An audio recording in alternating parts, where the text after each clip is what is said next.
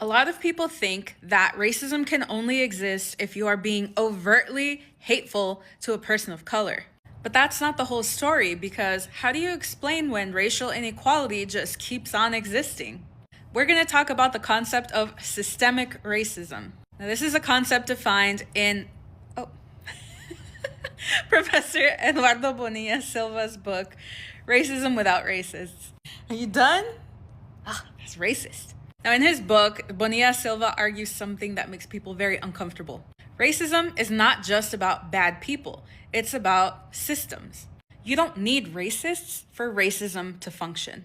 Systemic racism means that racial inequality is built into structures. It's built into institutions, policies, norms, and everyday behaviors. And it can happen even when no one involved thinks that they're racist. What are some examples of this? Let's take schools being funded by taxes.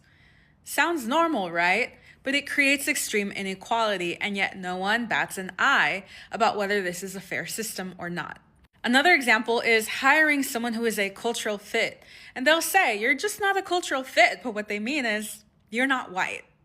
Dr. Bonilla Silva has so many examples in chapter 2 of his book, so make sure you read that if you want to see more. Now, none of these examples require someone standing up and saying, hey, I hate black people. It just happens somehow through a system that reproduces itself over and over.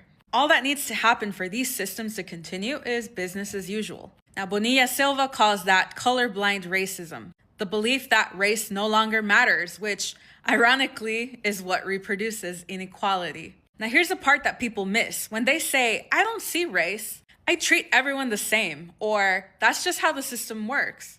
When people say that, they're not being neutral. They are participating in the reproduction of inequality. Because in a society shaped by racial hierarchy, doing nothing maintains that hierarchy. So let's bring this home. I know that you know that Latinos experience racism in the United States. But it's also possible for Latinos to participate in systemic racism, even if we don't see ourselves as personally or individually participating in discriminatory actions. What are some ways that Latinos reproduce discriminatory actions?